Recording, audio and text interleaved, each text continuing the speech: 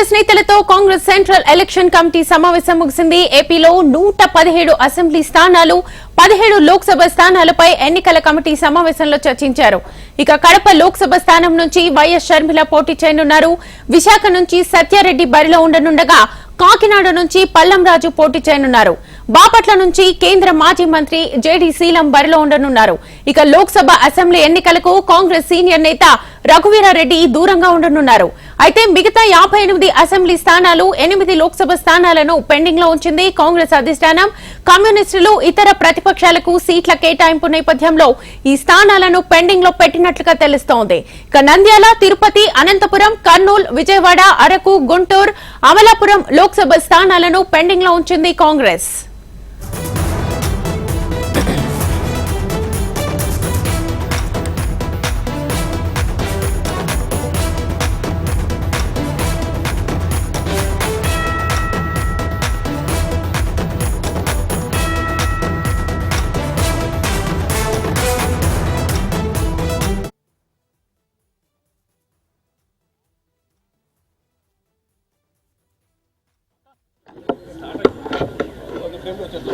Start అయింది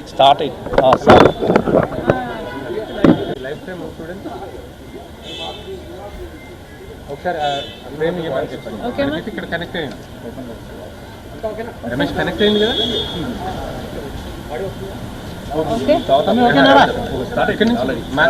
లేదు, మా దగ్గర కనెక్ట్ అయ్యింది, మీరు అక్కడ కారు స్టార్ట్ అయింది.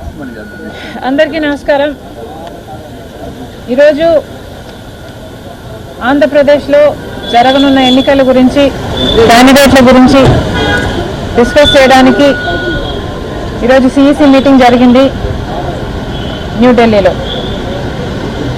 ఈ సిఈసి మీటింగ్లో 114 మంది ఎమ్మెల్యే క్యాండిడేట్ల పేర్లను, 5 మంది ఎంపీ క్యాండిడేట్ల పేర్లను అప్రూవ్ చేయడం జరిగింది. ఈ లిస్టుని రేపు బయట పెట్టే అవకాశాలు ఉన్నాయి. మిగతావి కూడా త్వరలోనే, వారం రోజుల లోపలే మిగతా లిస్టు కూడా వచ్చే అవకాశాలు ఉన్నాయి. ఈ విషయం పక్కన పెడితే ముఖ్యమైన విషయం ఏమిటంటే, ఆంధ్ర రాష్ట్ర ప్రభుత్వము వాలంటీర్ల ద్వారా కాకుండా ప్రభుత్వ యంత్రాంగం ద్వారా పెన్షన్ల పంపిణీ చేయాలి అని ఈసీ ఆదేశించడం జరిగింది. కానీ ఆంధ్ర ప్రభుత్వానికి సహకారం అందిస్తూ అధికారులు పెన్షన్ పంపిణీలు చేసే విషయంలో కావాలనే జాప్యం చేస్తే అది ప్రతిపక్ష పార్టీలకు హాని చేస్తుంది,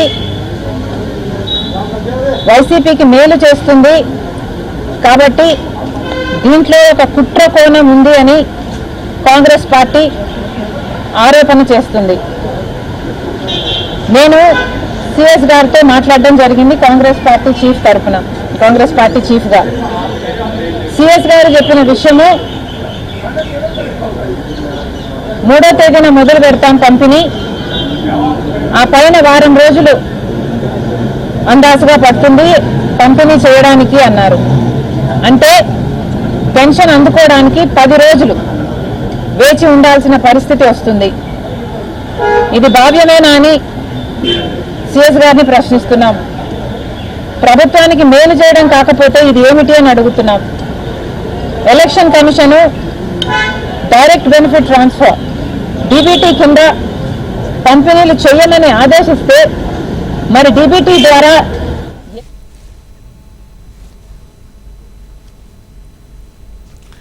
ఏపీ కాంగ్రెస్ నేతలతో కాంగ్రెస్ సెంట్రల్ ఎలక్షన్ కమిటీ సమావేశం ముగిసింది. ఏపీలో 117 అసెంబ్లీ స్థానాలు, 17 లోక్సభ స్థానాలపై ఎన్నికల కమిటీ సమావేశంలో చర్చించారు.